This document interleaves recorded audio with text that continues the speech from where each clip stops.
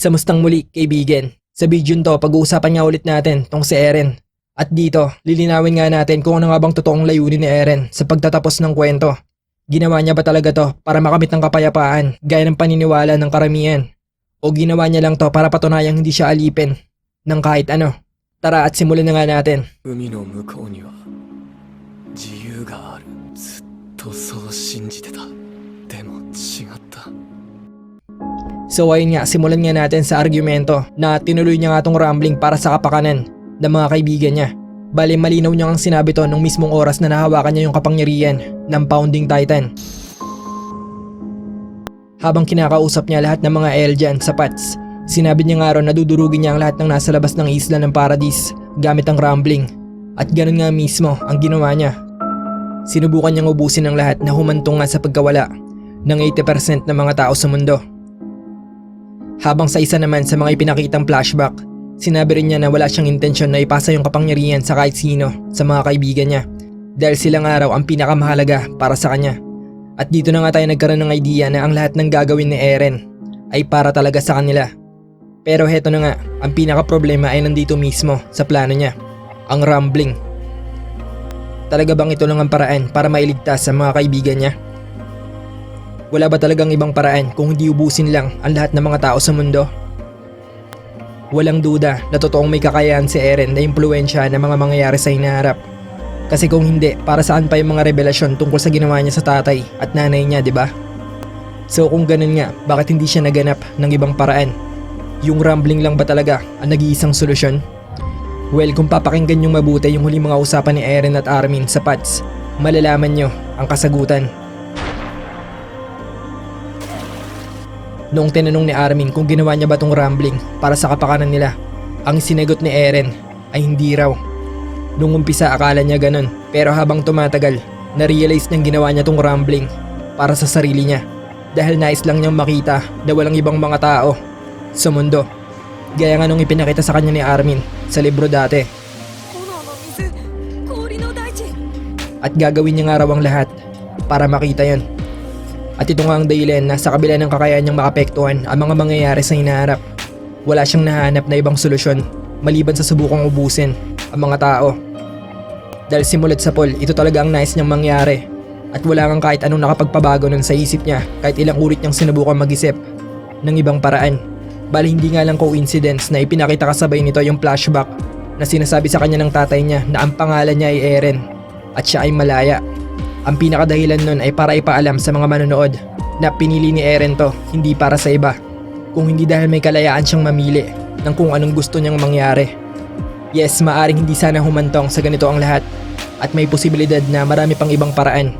Pero gaya rin ng inamin ni Eren kay Armin, isang araw siyang mangmang, isang karaniwang tao na nagkataong nakahawak ng maladyos na kapangyarihan. At dahil sa kagustuhan niya makita yung pangarap nilang makita dati ni Armin sa mga librong binabasa nila, sinubukan niya ang lahat upang makita ang mundong yun bago man lang siya mawala. At itong rambling nga lang ang paraan para may sakotoparan yun. Kaya heto, matapos ngang malaman ni Armin ang tunay na dahilan ni Eren, inako na nga rin niya ang kasalanan. Dahil kung hindi raw dahil sa pagpapakita niya kay Eren sa libro, hindi raw sana tatatak sa utak ni Eren ang imaheng yun na naging pangunahing sanhinga ng pagkaubos ng 80% ng mga tao sa mundo.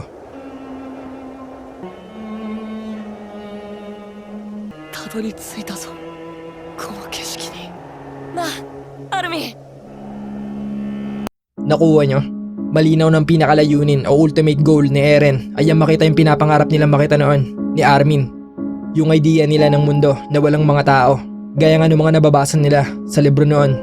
Kaya masasabi naging secondary priority na nga lang yung pagliligtas niya sa mga kaibigan niya. Inamin niya nga mismo to kay Armin nung sinabi niyang hindi siya sigurado kung makakaligtas ba lahat ng mga kaibigan nila sa dulo ng rambling. Pero kahit ganun, nagpatuloy pa rin siya.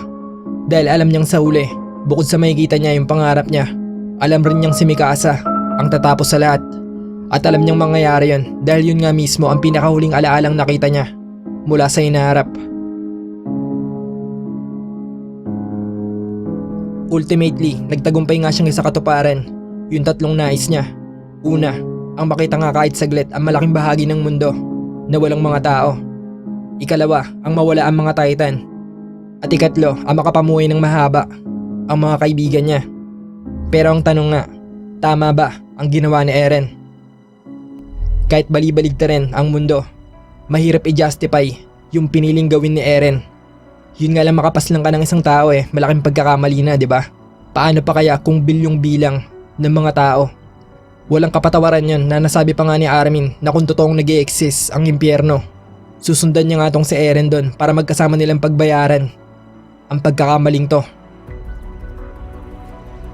So no, kung isa ka sa mga naniwala na namatay na bayani si Eren at sinakripisyo niya ang sarili para lamang sa kapakanan ng iba, siguro maaring hindi mo lubos na naintindihan ang mga pangyayari. Nagkataon lang na nasubaybayan natin ang kwento niya, kaya nakakalungkot isipin na humantong nga siya sa ganito. Pero ang totoo, nagwakas ang kwento ni Eren na siya nga ang pinakamasama at tama lamang na namatay siya sa kamay ni Mikasa. Pero para maging patas naman kay Eren, maaring ang dahilan kung bakit siya nagkaganito ay dahil nawala na talaga siya sa tamang katinoan. Inamin niya rin kasi kay Armin na isa nga to sa mga side effect ng kapangyarihan ng Founding Titan sa kanya. Lahat ay nangyayari ng sabay-sabay at kailangan niyang i-process sa utak niya ang lahat ng impormasyon na yon ng sabay-sabay rin. Sa dami ba naman ng nakikita niyang mangyayari at pwedeng mangyari sa hinaharap, talagang masisiraan siya ng bait. At yun nga marahil ang dahilan kung bakit ipinagpatuloy niya pa rin yung rumbling. Dahil hindi na nga niya alam ang pagkakaiba ng tama sa mali. Basta ang alam lang niya ay sa pamamagitan ng rumbling, magagawa niyang isa katuparan yung tatlong hangarin niya. At wala nga makakapigil na kahit sino sa kanya para umusad patungo sa resultang yun. Bagay na may hahalin tulad niya sa sinabi niya kay Ymir na hindi siya alipin, na hindi siya Diyos, na siya ay tao lamang, na hindi niya kailangang sumunod sa kahit sino dahil may kalayaan siyang mamili. Kaya sa uli, pinili nga ni Eren ang pinakahinahangad niya, kahit pa ang naging kapalit nun ay ang pagiging pinakamasama niya sa isang napakagandang kwento na tulad nito. At nangyari nga yun dahil ang pangalan niya ay Eren. At dahil siya nga ay malaya.